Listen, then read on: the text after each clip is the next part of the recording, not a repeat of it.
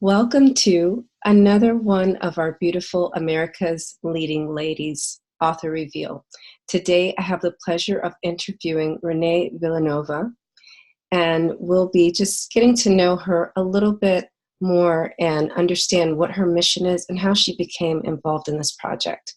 Welcome. How are you? Great. Thank you so much for including me in these interviews. I'm very excited.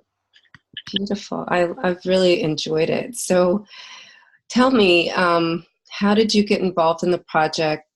Did Pat reach out, or were you seeking something like this?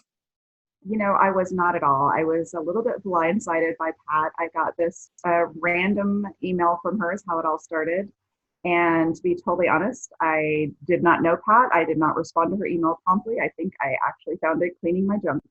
And I replied to her significantly after her email was sent to me initially and said, "Oh my gosh, I don't know how you slipped through the cracks, but I'm fascinated by this project and I'd love to know more."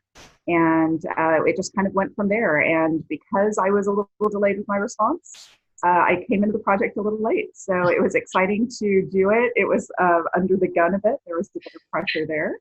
Unlike I think for other people whose chapters were already done by the time I engaged in the project. So we got to work, and I was very excited to do it. It was fun and exciting and challenging, and of course, it's a busy time of year, so it's a bit inspirational, really, from the get-go. So I should have known that the final product would be so inspirational. Yeah, I love hearing all these stories of how Pat has taken all of the ladies by surprise, myself included. I was just like driving to soccer practice, and I get this phone call, but that's for another time. So I think I see that the topic of your chapter is foster healthy communities. So what's your mission in the world, and share with me?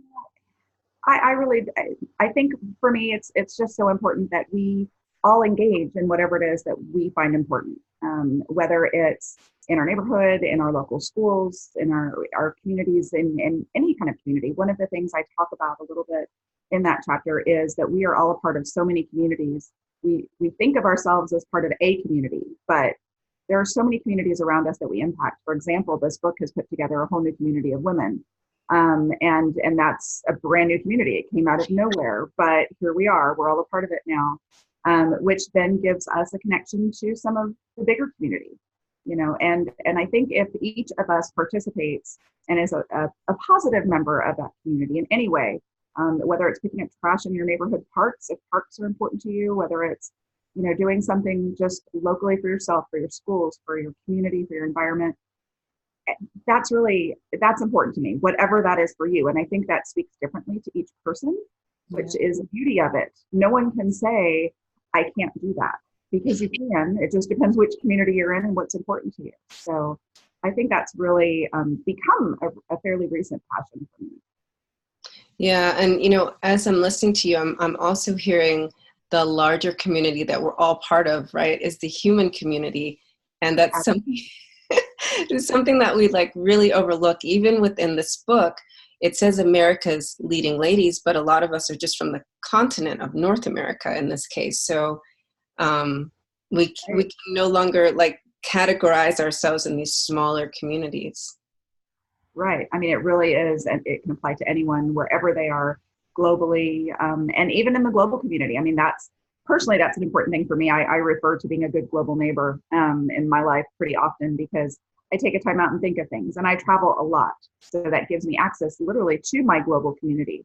And am I being as positive there as I'm being on my day-to-day in my smaller communities here at home? So.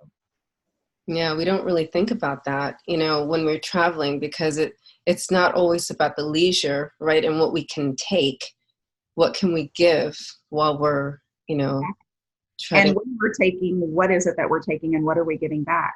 It's a trade-off for every place that we go, even if it's for leisure and we're there just to have a great experience and take some memories home. There's something that we can leave behind as well. Always, definitely. So what would you say is the number one thing that we can contribute? I know we've alluded to a lot of things, but if you were to pick the top thing that we could do. I think kindness and understanding is probably a really good place for most people to start. It's more difficult than it sounds. It's easy to say, well, it's easy to be kind. It's easy to be kind sometimes. But if that's something that we work on just regularly in every aspect, a little bit of kindness goes a long way. And we have a lot of opportunities for that I think we often just ignore because it's an effort that we're not willing to make in that moment. And I think that is really something that is so easy to do. It costs nothing. It takes minimal effort. And every single person, regardless of whatever you believe in, whatever age you are, whatever physical abilities you have or don't have, kindness still is there. And it's an easy place to start that I just think we might not do enough of. Very great. For everyone, but it's certainly something that I don't think we see enough of day to day, and that individually we can all do more of. Yeah, I absolutely agree with that. Thank you. I just want to close with your beautiful quote. And if you could just expound a little bit and share with us what it's about. So this is from Jane Goodall. What you do makes a difference, and you have to decide what kind of difference you want to make.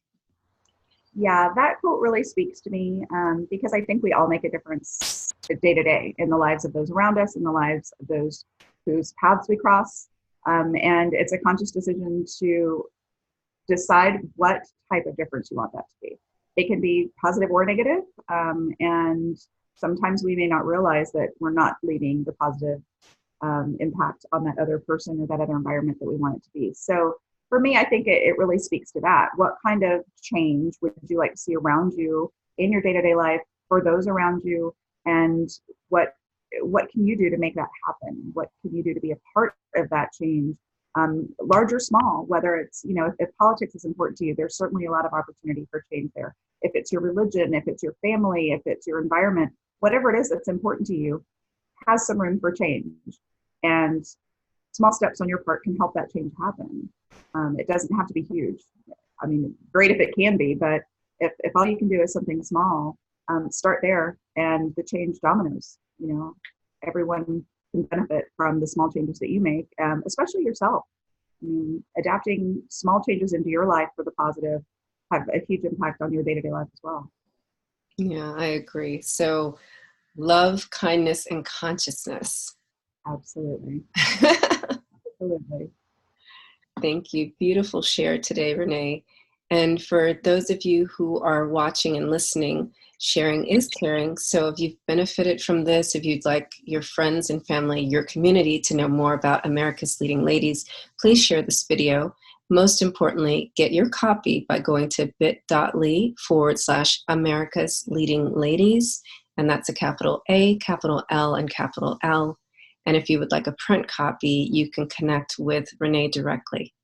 Thank you and have a beautiful day. Thank you. Thank you.